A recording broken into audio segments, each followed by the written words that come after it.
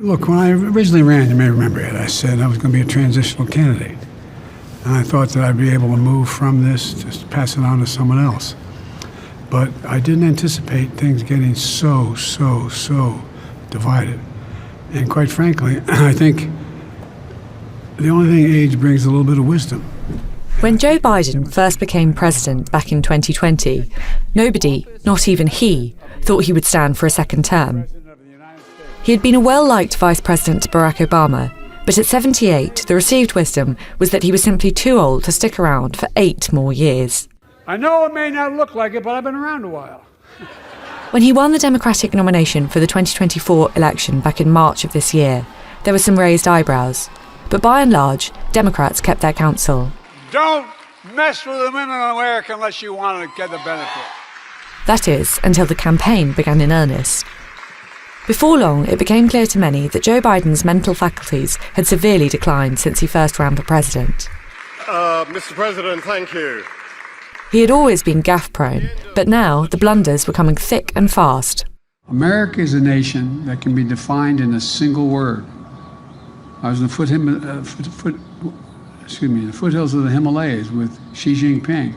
The percentage of women who register to vote and cast a ballot is consistently higher than the percentage of the men who do so. End of quote. Repeat the line. Again and again, he misspoke on the campaign trail, with mistakes ranging from the embarrassing. I wouldn't have picked Vice President Trump to be vice president, that I think she was not qualified to be president. So let's start there. To the diplomatically disastrous. And now I want to hand it over to the president of Ukraine, who has as much courage as he has determination. Ladies and gentlemen, President Putin. There is some movement, and I don't want to, well, maybe choose my words. There's some movement.